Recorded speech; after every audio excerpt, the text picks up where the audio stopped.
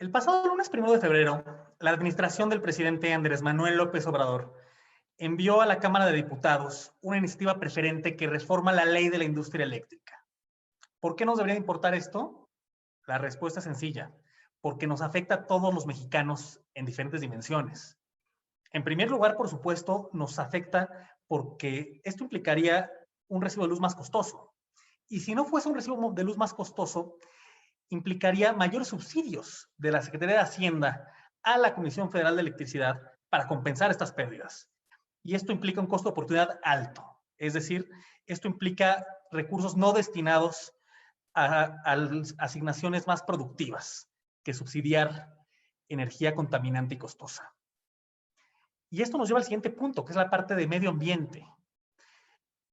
La iniciativa, en los términos en los que está redactada, implicaría que México no cumpliría con el Acuerdo de París, no cumpliría con la Ley de Transición Energética y, más importante aún, que se truncaría la entrada en operación de parques renovables, de mayor capacidad eólica, de mayor capacidad solar en este país, que además es muy privilegiado en estos dos temas.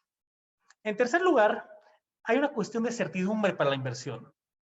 Esta reforma no solo es violatoria del TEMEC, por lo que hay un riesgo en el capítulo de inversiones y de protección a las inversiones a través del mecanismo de solución de controversias entre México y Estados Unidos, sino que también cambia retroactivamente las condiciones en las que los inversionistas apostaron por el sector eléctrico en México en un primer momento.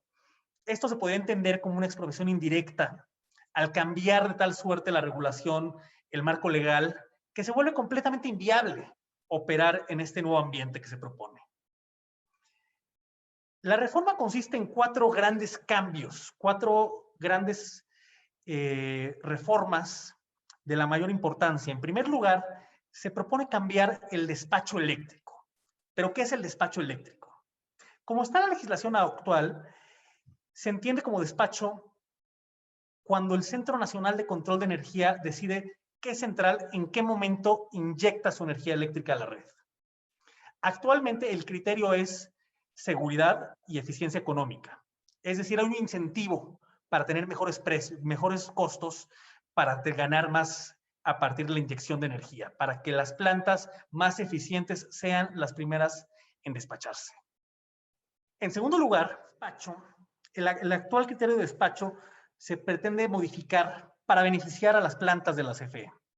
Para beneficiar en primer lugar las centrales hidroeléctricas, en segundo lugar el resto de las centrales de la CFE, en tercer lugar los parques privados renovables, es decir, solares y eólicos, y en cuarto lugar los ciclos combinados, plantas que operan a partir de un ciclo de gas y otro de vapor de los productores privados. El problema con esto es que las centrales hidroeléctricas no tienen la capacidad para absorber la demanda de este país. Y por lo mismo, las principales ganadoras serían las plantas de la CFE, que producen electricidad más costosa y más contaminante a partir de fuentes fósiles. Por lo mismo, la principal perdedora es la generación renovable.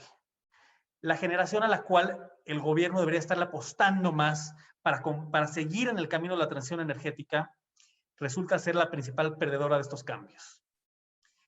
El segundo gran tema es la modificación de los criterios para obtener un certificado de energía limpia.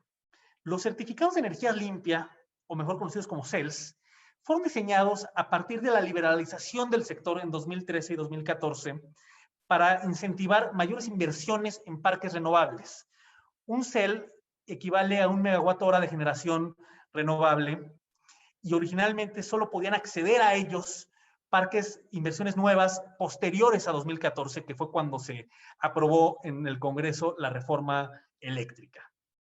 La iniciativa presidencial propone el otorgamiento de CELS a plantas que estaban en operación antes del 2014, lo cual se desvirtúa el incentivo original del CEL, que era generar mayores inversiones en capacidad renovable en el país. El tercer gran cambio es la mayor discrecionalidad para que CFE Suministro Básico, que es la subsidiaria de la CFE que nos vende la electricidad a los hogares, por ejemplo, para que ellos puedan comprar energía eléctrica con mayores márgenes de libertad, en lugar de tener la obligación de comprarla en subastas. ¿Por qué es importante que las compren en subastas? La razón es muy sencilla, porque las subastas de largo plazo, por ejemplo, ofrecen precios más competitivos con generación limpia, y las subastas en el mercado eléctrico mayorista incentivan la competencia del mercado, incentivan el desarrollo del mercado eléctrico mayorista y acotan el margen de discreción que tiene la CFE para beneficiar a sus propias subsidiarias de generación que generan electricidad más costosa y más contaminante. Es decir, la condicionalidad de que CFE, suministro básico, adquiera su energía a través de subastas es clave para la transición energética. Y en cuarto lugar, la reforma propone eliminar la figura del autoabasto. En primer lugar, esto es un error por una cuestión de certeza de las inversiones. No se puede cambiar las condiciones de inversión ex post, no se pueden cambiar las condiciones de inversión de forma retroactiva. Esto vulnera los derechos de los inversionistas y abre la ventana para que el Estado mexicano tenga que defender sus decisiones de política energética ante tribunales internacionales. En segundo lugar, eliminar la figura del autoabasto es fútil y contraproducente, porque el autoabasto va a morir solo por la razón muy sencilla que es parte de un régimen legado. El régimen legado son aquellas inversiones que ya existían antes de la reforma energética y que una vez que se abre el sector, se les permite seguir con esas condiciones por el periodo de vida de sus permisos. El autoabasto va a morir el día que expiren sus permisos. Es decir, no hay ninguna necesidad de abrir un flanco innecesario y adelantar la muerte del autoabasto.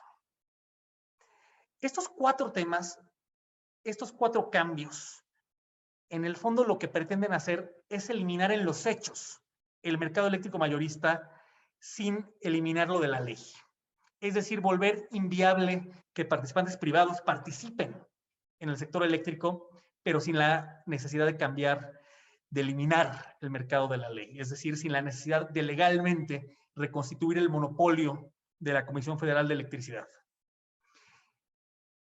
Y esto es muy importante. La Comisión Federal de Electricidad es una de las principales perdedoras de esta propuesta de reforma, porque se le obligaría a asumir costos que la CFE no tiene capacidad de asumir. Se le obligaría ya sea a depender en mayor medida de los subsidios, de las transferencias de la Secretaría de Hacienda, o a elevar sus niveles de endeudamiento o a elevar las tarifas eléctricas. Pero la CFE no tiene la capacidad de llevar a cabo todas las actividades, todas las inversiones en generación que le va a exigir, en caso de aprobarse, esta reforma.